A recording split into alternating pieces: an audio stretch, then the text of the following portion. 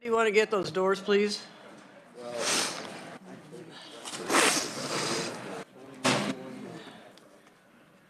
Noah?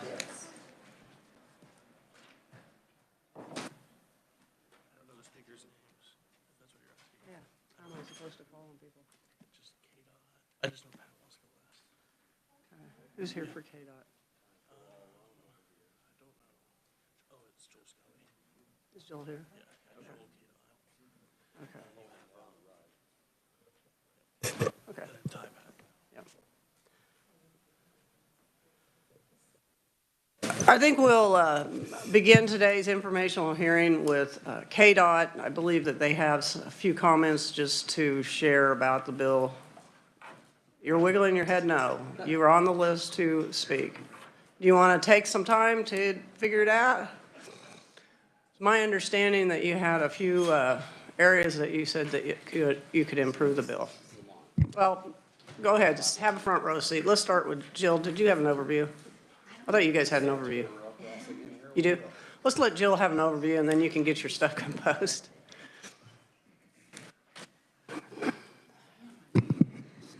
Good morning, Madam Chair, members of the committee. This is an informational hearing on Senate Bill 530. You have a copy of it in front of you. I'm here to give you the 1-minute review of its provisions. The handout will describe it like a subnote would had a subnote been authorized for this bill. Section 1 names it, this is the Kansas Rail Safety Improvement Act. Section 2 provides definitions for terms used in the bill, including the railroad and train. Section 3 would limit train length to 8,500 feet and provide penalties if those lengths were exceeded. Section 4 would require a minimum distance of 300 feet from near-edge railroad crossings to railroad rolling stock on a siding for the convenience of the railroad. Also a civil penalty associated with violation of that. Section 5 would require a minimum 2-person crew on the train, locomotive, or light engine and provide civil penalties.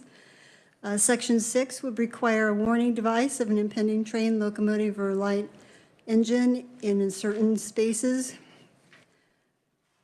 Section 7 would require a rail carrier to provide walkways, a minimum of 2 feet wide in rail yards where tracks are during switching services. And it would authorize the KDOT to order making those walkways and adopt rules and regulations. Section 8 would direct any fines and penalties to the State Highway Fund. I've provided a little bit of extra information on these topics. The Infrastructure Investment and Jobs Act, passed in late 2021, would require the National Academies of Sciences, Engineering, and Medicine to study train length. One of the things that the Federal Railroad Administration has said for a long time is we don't have the data to prove that one train length is preferable to another, and this would require some gathering of data on that. I would like to also point out that the Federal Railroad Administration maintains its website where members of the public can report blocked crossings as another of their efforts to get some data on this topic. And I've provided a little bit of information on other states who have active bills on these topics. For example, on train length, there are 6 states with 13 bills on the topic and 2 other states that would take additional or different takes on that to authorize assistance with municipalities applying for federal funds to assist with rail crossings. And on cruise size, at least 9 states and 17 bills are actively considering those limits. And then I have a little bit of information about the Federal Railroad Administration rule on cruise size. It had proposed in 2016 a minimum of 2. Then in 2019, that proposed rulemaking was withdrawn. And it provided just an excerpt of why the FRA believes that is appropriate. and I'm happy to answer any questions. All right, any questions for Jill at this time? I don't see any. Thank you for the extra information, Jill. At this time, Joel Skelly, did you want to make any comments from KDOT? Do that. Yes, sorry. Good morning, Mr. Chair and members of the committee. Joel Skelly, Kansas Department of Transportation, Director of Policy. So essentially, KDOT did provide some written neutral testimony. I wanted to just mention while I'm up here that we are happy to work with the stakeholders on the bill language. We noticed in review that there are several positions or responsibilities that are assigned ultimately to the Kansas Department of Transportation that we currently do not have the authority to perform. So there's a lot of things that I think we can find where we would need to work with the groups to get some clarification in the language, just to make sure that either we have the authority or the authority that the agency where the authority actually might lie would be assigned to those responsibilities instead of somebody that does not, like KDOT, does not have the responsibility or the authority to do. So that, again, as we work through this bill in the interim for potentially next year, that would be what we would want to do, and we're happy to visit with them and have already started some of those conversations prior to this meeting. Okay, thank you, Joel. Questions for Joel? Yes, Senator Reichman. Thank you very, very much, Madam Chair. Thank you for testifying. Just a real easy question, I believe. The bill, you said it'd be 8,500 feet with the train to be the limit to that. What are some of the limit, or what are some of the, how long are some of them now, the trains? That would be a good question for the railroad industry and maybe not so much myself. I'll be testifying, so All I right, think we'll thank get you. an idea of what 8,500 feet is. All right, thank you. Thanks for that question. All right, thank you, Joel. Next, excuse me, next we have Pat Hubble. Let's see if I find it. Who represents Burlington Northern and numerous other rail entities and companies. Morning, Pat. Morning, Madam Chair, members of the committee. Happy St. Patrick's Day, best week of the year. St. Joseph's Day is on Saturday, which is a very good day for me. I did bring a little placard here, and I was kind of hoping I'd go the other way, and I'll get this up here and explain it in a minute. By Sunday afternoon at 4 o'clock, I had 60 pages to hand out to you, so I thought I was doing pretty good. And I finally brought all that home, and my wife says, throw in that trash can. That's nuts. Just get up there and flail away. And so what I've done is I've given you a summary, handed out a summary of several of the items that are in the bill. Number one, it's our statement as opposed to the bill. In general, I also, as far as the two-man crew provisions, I have attached a memoranda that we wrote to the Attorney General a year and a half ago when the gentleman here in the room requested a rule and reg out of Department of Transportation on two-man crew. The governor approved that. It went through the process, and the Attorney General said the state can't do it. I have both memorandas, ours to the Attorney General's and his to the Department of Transportation. And on the block crossing, I've included a cover sheet on the 10th Circuit Court of Appeals in Denver on their decision against a law down in the state of Oklahoma that lost and was appealed to the 10th Circuit. I've included that. Train length, I've included the front page of the United States Supreme Court decision out of the state of Arizona on train lengths. And so from that point on, I thought, well, okay, I got to do something positive. This has been pretty negative.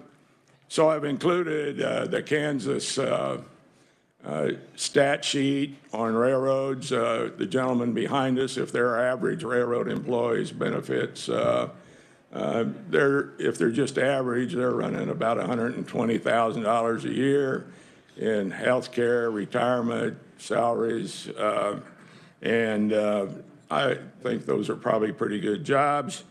In and that stat's put out by the Association of American Railroads. I left that. And the last thing I did include was we get criticized once in a while for making way too much money. The thing that we want to point out is there's only one company that pays more in property tax that's state assessed in the state of Kansas, and that's Evergy. Number two actually is the Union Pacific, and number 3 is the BNSF. Okay, that's all my negative comments. That's about all I got to say about how much I don't like the bill. So on the positive side, I could not get, and I have tried, and I don't know. Well, can you help? Can you just hold that up for him? Will you be my, hey, that's the best part of this whole deal. What this is, I tried to get a picture of the command center for the Burlington, Northern Santa Fe, and Fort Worth, Texas. Now, having said that, there's the same type of center in Council Bluffs, Iowa for the Union Pacific. And what you're looking at is about 1/4 the size of this center. These people are monitoring. Do I have to have this? You do. Ah, jeez. Put it down. Put it down. You just have Hey, to. there you go. 2 caddies now. But what I want to show you, there's an area down here, there's an area over here, over there, but they won't let you take a clear picture, and they sure as heck don't let me do a video. So you're going to have to kind of use your imagination. But this is the division on the BNSF. These people are monitoring trains on all those. 5,000 locomotives. We know where every locomotive is within 100 feet of the right-of-way. And we proved it in a court case not too long ago. We were getting tickets for block crossings, and it was engine number 4205 and engine number 4750. So we go to court and we go, well, wait a minute. That one engine was in Idaho that day, and the other one was in Iowa that day. And we go, you know, what was going on? So anyway, we know where all our equipment is. And I talked to one of your senators yesterday, and I kind of gave him a heads up on this. Senator Thompson being a weather guy and knowing all about the weather. This screen here and that screen there is monitoring the weather, and it turns every 90 seconds on the entire system. And weather's really, really important. So if reapportionment doesn't go well, might find a deal here. But these people are they're in contact with the trains.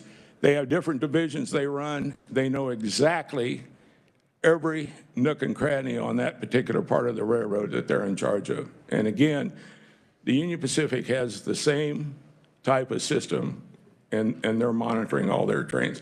And then we have subsystems around the entire companies, and we monitor each other's trains: Houston, Dallas, Kansas City, Chicago.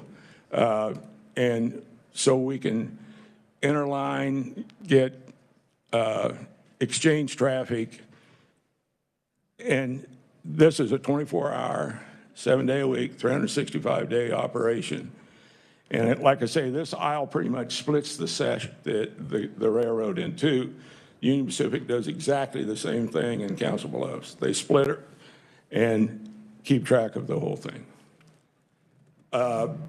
Now,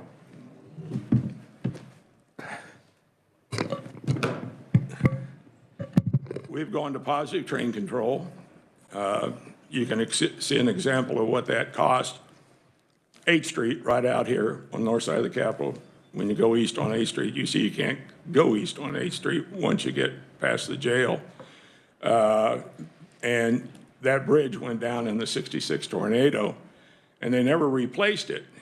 So all the fire department goes across 6th Street, comes into the houses over there and everything, and we needed positive train control through there for Amtrak. By the time we got 8th Street closed and got the positive train control for Amtrak and our trains, but since Amtrak, we spent $800,000 just closing the street. But we have now got positive train control. It will stop a locomotive. I had the luck and the privilege to ride in the 4014, the big steam engine last fall, and it even has positive train control. And like I said, the last time I testified on this type of legislation in this committee last year, I indicated the people behind me, of which there's more, and time must be up for a vote. I indicated that there's not a person in this room that probably couldn't climb into a locomotive and kind of run it down the track. You have an alerter on there, you know you got to touch metal. But it takes these guys behind me to stop it and to switch it and that type of thing. And I assume they're engineers. They don't look like they have dirty boots. They're not maintenance away guys. But the thing that I want you to know is that safety is number one on the railroad. It has been. And we want our people protected. And I think that in closing, in November of 2019, we served what's called Section 6 notices on the railroads and said we want to negotiate a new contract. That's management. That contract's been ongoing negotiations since November of 2019. Every time we come up to negotiating contracts, I'm up here in some committee, whether we're going from 5 men on a crew, I've been there, cabooses, I've been there, hours of service. Every time there's something that we're down trying to do collective bargaining under the Railway Labor Act, we also face legislation. And I don't know if that's to put pressure on somebody or what the goal is, but if they're trying to put pressure on me, I'm nobody. I don't sit at a negotiating table. I just know when this legislation starts up that we're negotiating a new contract. And hopefully within the next few months that gets completed. Train lengths, that's a whole new thing to the industry. I can tell you this, we really needed the extra lengths last year when we were trying to move coal trains and when the weather was so bad. I think it was March of last year, and trying to get trains to coal plants and that type of thing. And in closing, we never opposed the pipelines, oil pipelines, but the business is good. We offer flexibility for moving oil. We can still do that part of it. And if we need the oil pipelines to keep prices down, we support that also. But we want this committee to know, and other people, that we're out trying to do our job on that too. Pat, thank you for being here, and thank you for all this other information, and also just, you know, the counterparts to the bill itself. I think that's very helpful to us as we read through that. I do want people that are online, everyone, to know this is an informational hearing. And it's also just so that everybody has awareness. And even though laws have been traditionally the same for years and years, it's up to us to sometimes have discussions about how we can make improvements for our constituents back home. So as you know, many of you, we had an informational hearing last year on long trains. My area particularly has a challenge with that. But last fall also, there is a section in here now that addresses crossings. We had a young woman that was killed at a train crossing. And I have talked to Mr. Hubble about this. I've talked to KDOT, and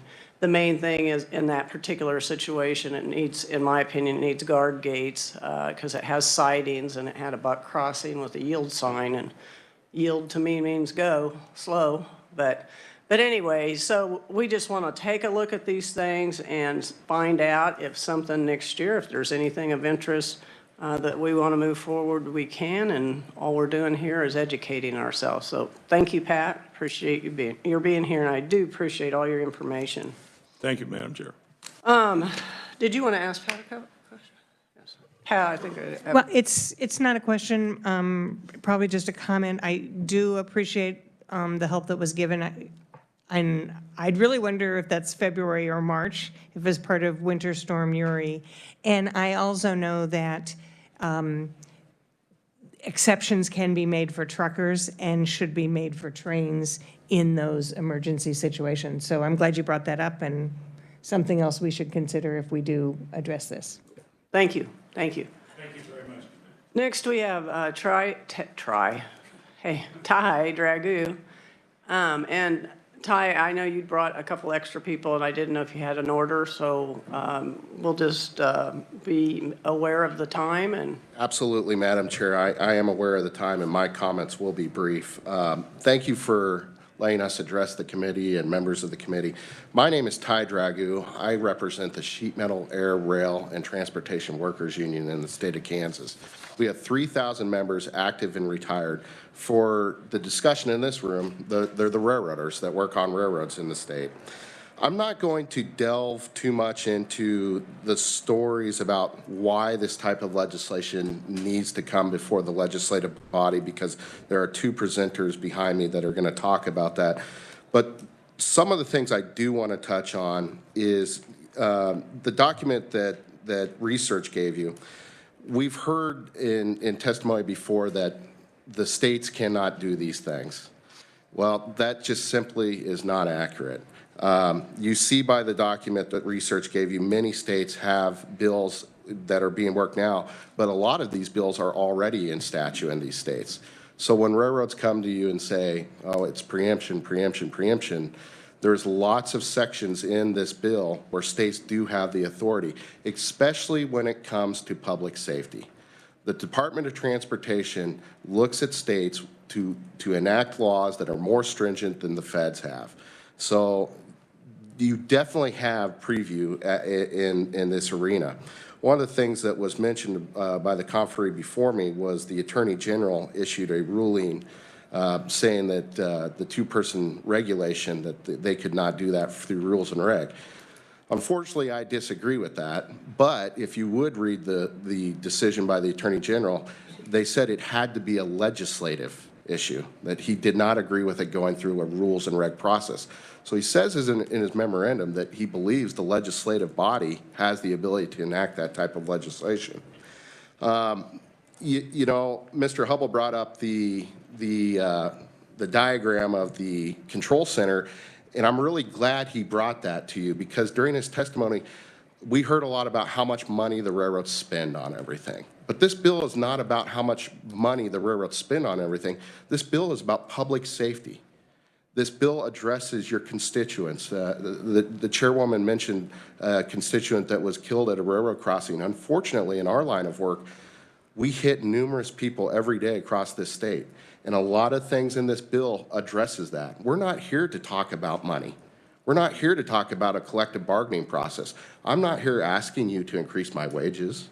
I'm not here asking you to reduce my hours on a train. That does belong in collective bargaining. Public safety legislation belongs in this room. That's your job, to ensure that public safety laws are there for your constituents and to make people safer in the state of Kansas. So when they talk about a collective bargaining process and contract, we go through contracts every year. So just because we're going through a contract now doesn't mean that's why this legislation's here. Many of you know me. I've been up here for 12 years. Every year, we're trying to enhance public safety in this state. So back to that diagram, the railroads really want to get to a point where everything is controlled in that room, like Mr. Hubble said. The thing you need to understand is Omaha, Nebraska is not Mays, Kansas. Fort Worth, Dallas, Texas is not Wichita, Kansas, is not Topeka, Kansas. When your family member or a friend or someone you know in your community is needing help at a railroad crossing, or there's an emergency, a computer monitor in Omaha, Nebraska cannot respond to that. A computer monitor in Fort Worth cannot respond to that. You have to have people on these locomotives to make sure they can get to the scene of the accident, assess aid as needed, coordinate with local authorities, physically open up railroad crossings. A computer cannot open a railroad crossing. That takes a physical person to be there. Now, the railroads, again, and he did a very good job showing you, they want everything to be controlled by a computer. We are not against technology. We embrace technology. Technology makes our jobs easier. But you have to understand these computer chips are made in China and they fail. We were talking about positive train control earlier. I have railroaders behind me will tell you if I had $1 for every time the railroad dispatchers told our crews to cut out PTC because it was defective, I'd be on a Caribbean beach right now instead of in front of you guys. It fails all the time. Again, we believe in technology. It does make our jobs easier, but you have to have that human overlay there to be the safeguard when it does cut out, when it is malfunctioning. So with that, I'll stand for questions. I'm sure the senator probably wants to hear the conferees for me, but I'll be available for questions as we go, and I appreciate the time. Absolutely.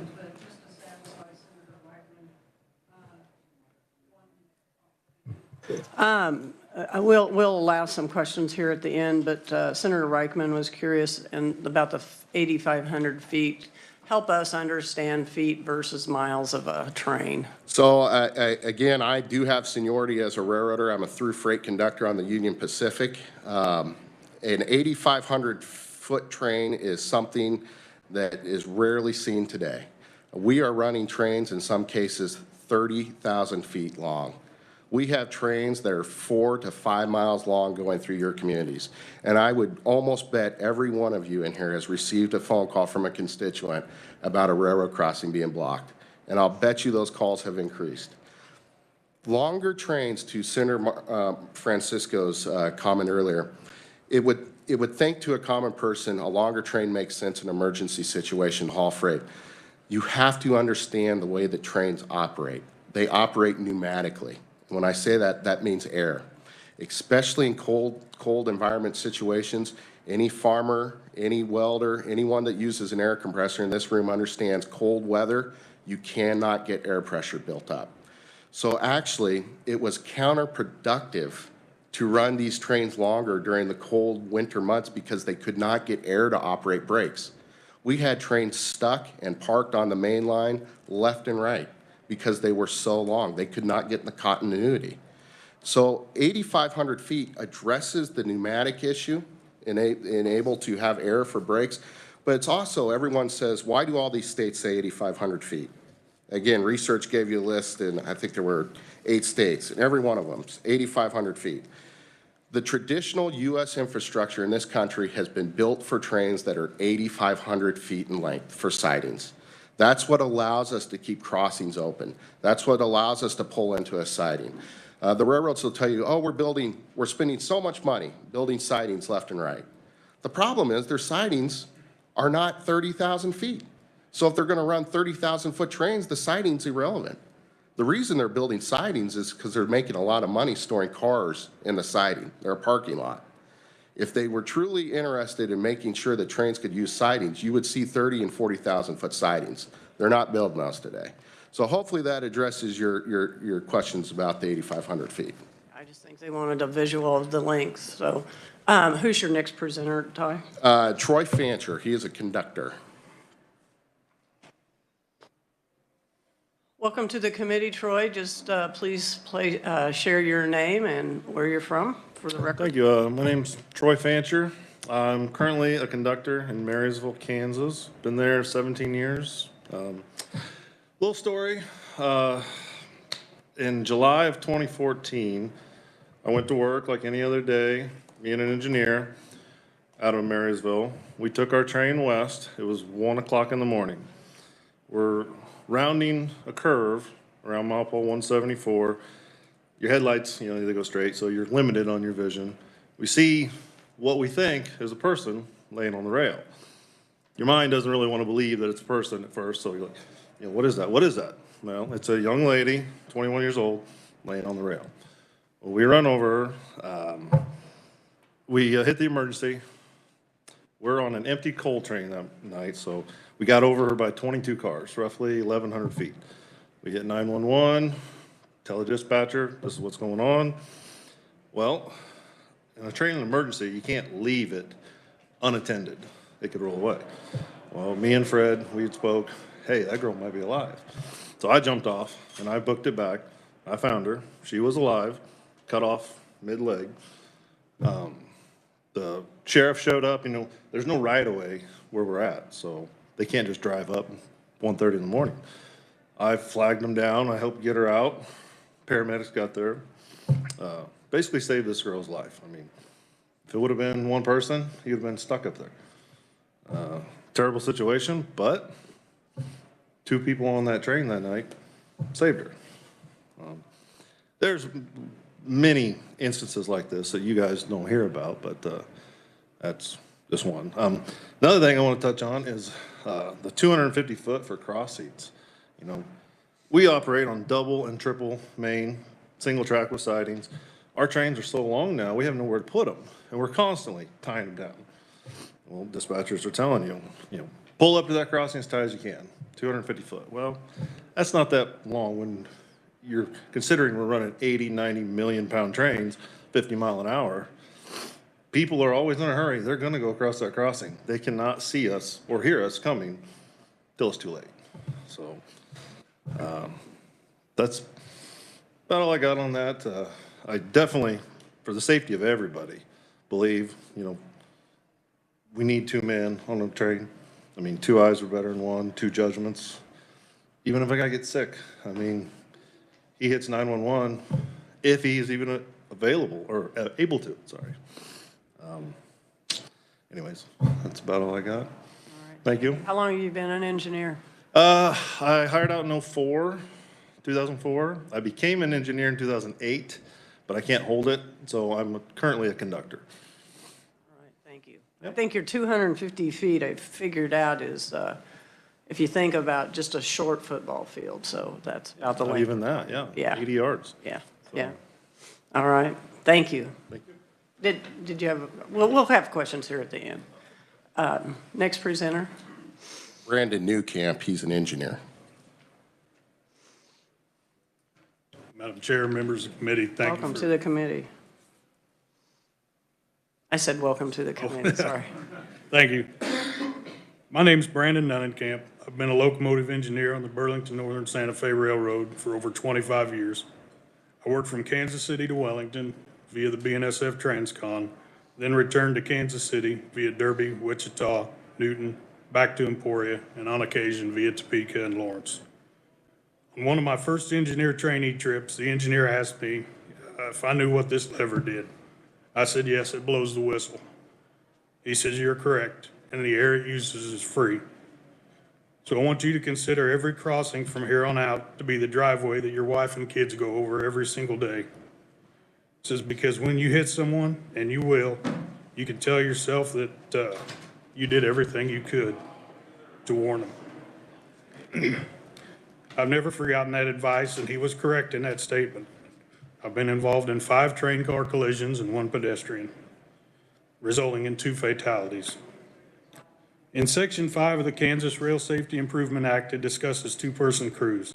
On one of my incidents near Wellsville, Kansas, we impacted a Ford Expedition. Upon impact, it sent that vehicle into the ditch, rolled over, and ended up upside down between 2 main lines.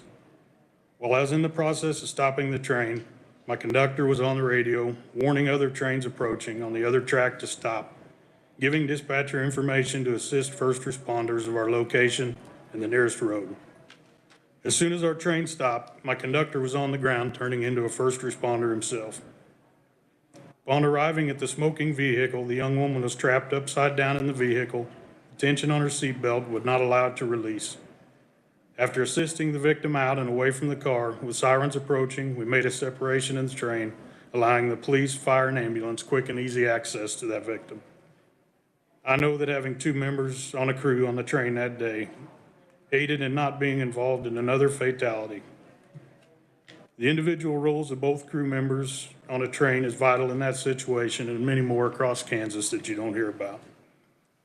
In Section 3 of the Kansas Rail Safety Improvement Act, a maximum train length of 8,500 feet deals with 8,500 feet. We're operating trains on the BNSF in excess of 16,000 feet and even longer on the Union Pacific.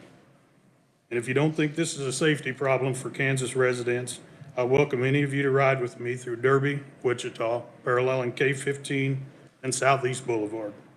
You can see crosses, balloons, teddy bears at almost every crossing, and places in between. There are cars doing upwards of 70 miles an hour, running stoplights, making left turns on red, running crossing gates, knowing that if they can't beat that train, they're going to be delayed 15 to 20 minutes or even longer.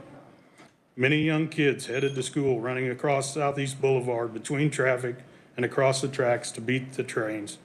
They have no fear of what could happen to them, but only worry about not being blocked by these 3+ mile long trains. And this not only affects the urban areas, but it also affects our rural areas. I can't tell you how many times we stop when the farmer with his combine or planters on one side of the tracks, the grain truck or the seed truck is on the other. School buses stopped and waiting at these rural crossings, not being able to get around or back up to go around. One instance for me is in Bazaar, Kansas. It has 3 crossings. We pulled into that siding last fall. We'd been there for well over an hour with all 3 crossings to that town blocked. The farmer pulled up on his ATV and asked us how long we were going to be there. We toned up our dispatcher, asked him, and he said, "Your next meet is in Winoka, Oklahoma, 250 miles away."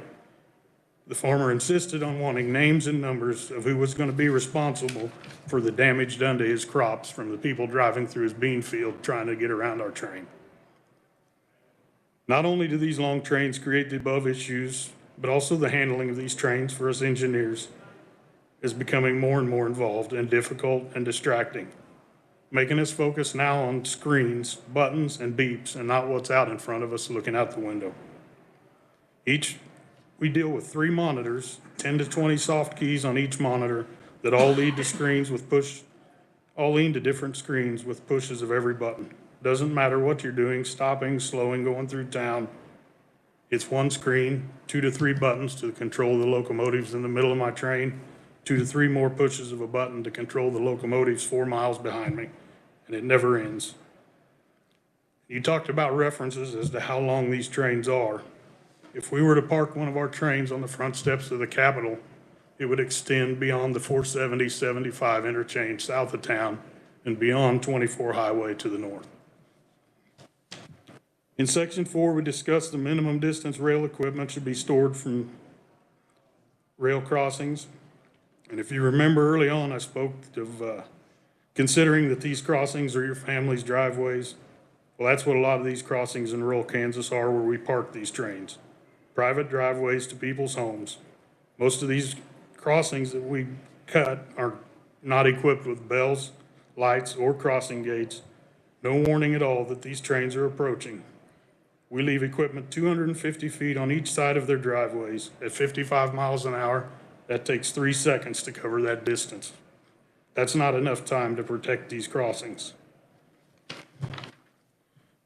Section 6 and 7 addresses walking conditions and debris along the right-of-way. On the BNSF Railroad, we have a SIRP process, Safety Issue Resolution Process. This is where we are allowed to turn in safety issues regarding walking conditions, debris, vegetation, or any safety-related issue. We have SIRPs turned in that are years old. Weeds knee to waist high, where crews park trains. Trees overhanging, blocking views of signal. Water holes in our switch yards, 6 to 12 inches deep.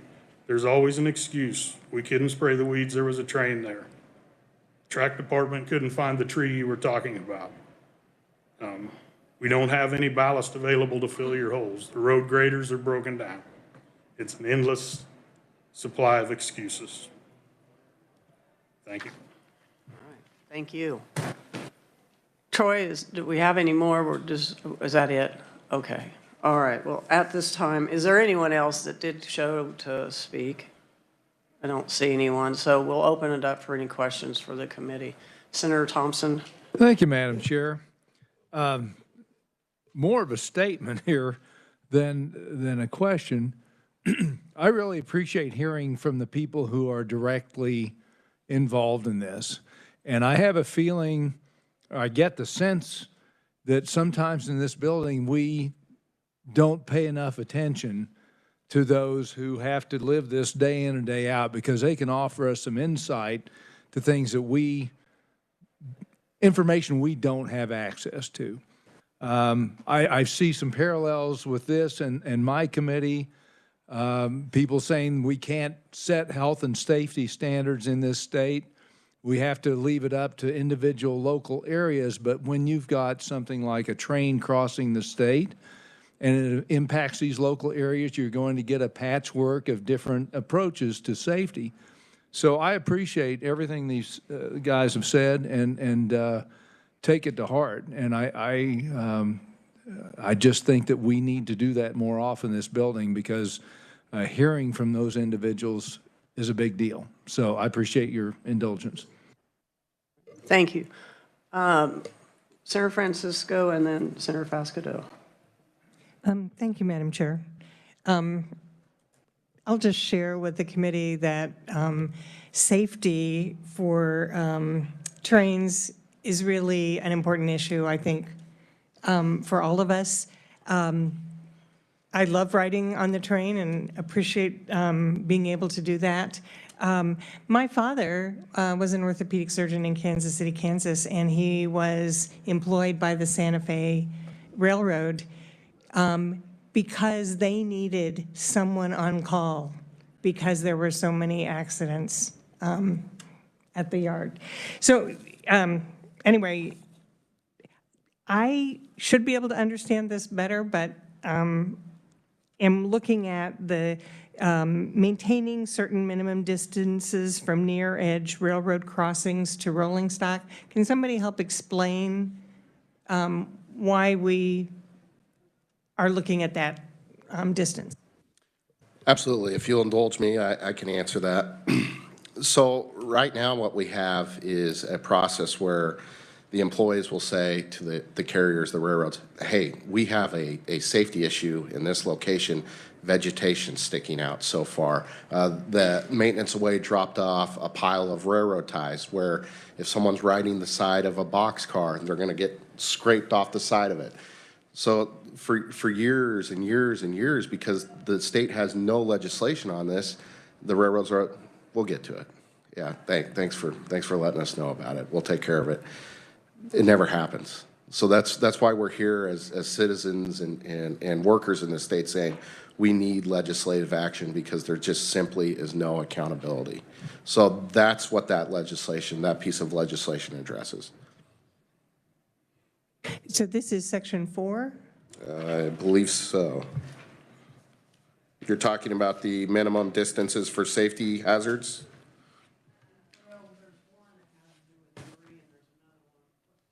One has to do with debris and one has to do with rolling stock. Section 4 is rolling stock, so. Oh, I'm sorry, Senator. You're talking about so I just covered the debris. Okay.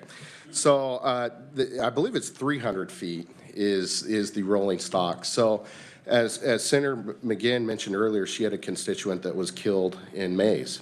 So an easy fix, not only on our end as railroaders, but for the public, so many times because trains are so long, they're crowding trains when they park as close as they can to the center line of railroad crossings. So when you give a 300-foot space from the center line, the line of sight that you can see an oncoming train, a lot of times where we're hitting people, you have a siding and a main line. So you have two railroad lines that are parallel at that railroad crossing. What happens is when we're ordered to park these cars for storage, the dispatchers and the railroads say, shove them in there. Get as many in there as you can because we don't have the room. Our trains are too long. So we will literally put a boxcar on the pavement of one side and a boxcar on the other. And you have this narrow chute as a driver to go through. The problem is, so when these two stationary boxcars are there, a train then on the other line is coming along. The driver doesn't see us.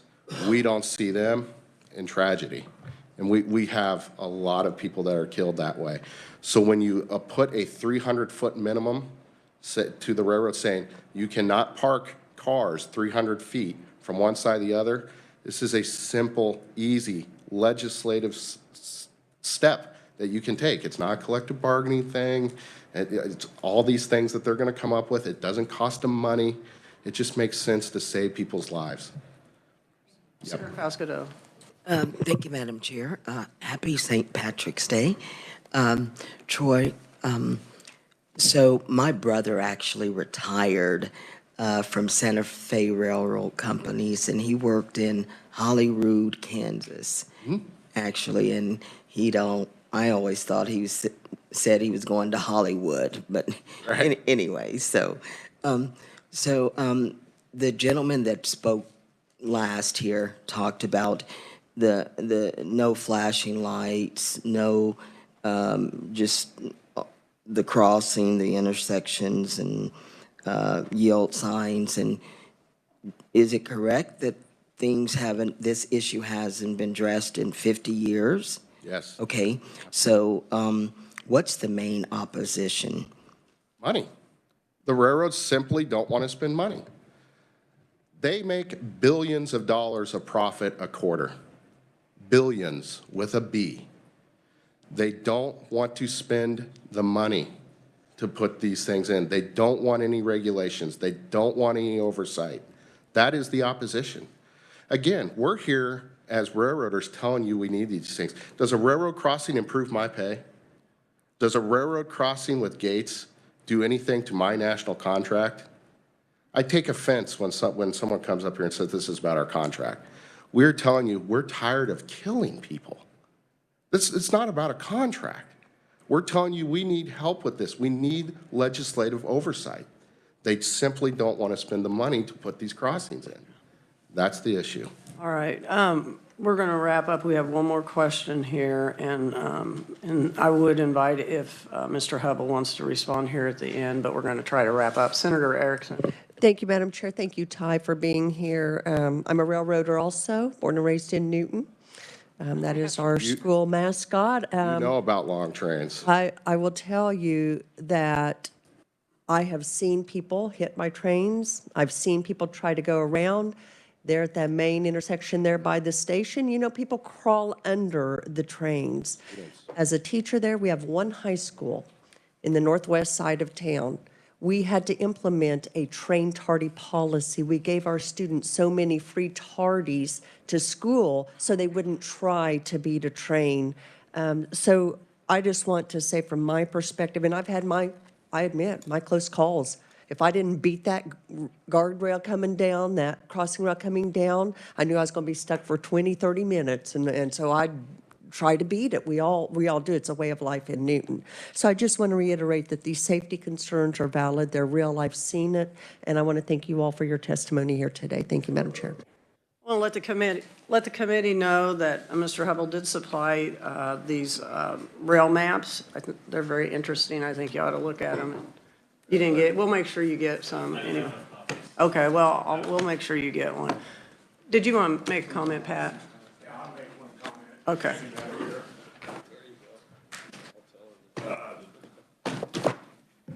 I've done this for a long time. I'm fourth generation in my family to work for the railroads. And I do believe what we try to do in safety. I've been to meetings. I've been part of Operation Lifesaver.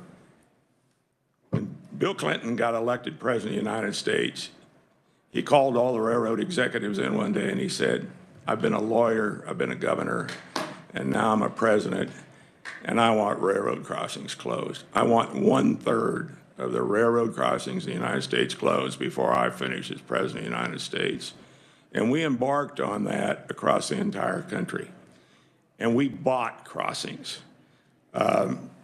We went to towns and said, you got 5 crossings. Let's go to 2. We'll close the other 3 down. We'll put the school buses on this one, and we'll give you $5,000 for every one we close. We embarked, and we did what we were asked to do. It didn't take a law. It just take a president of the United States telling you what to do.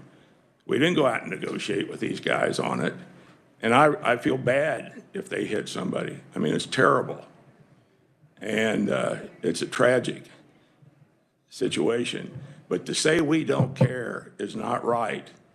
And I guarantee you that a lot of this 2-man crew and everything else that we're dealing with here today has to do with the bargaining, because it's on the table right now, and he's on the committee. Thank you.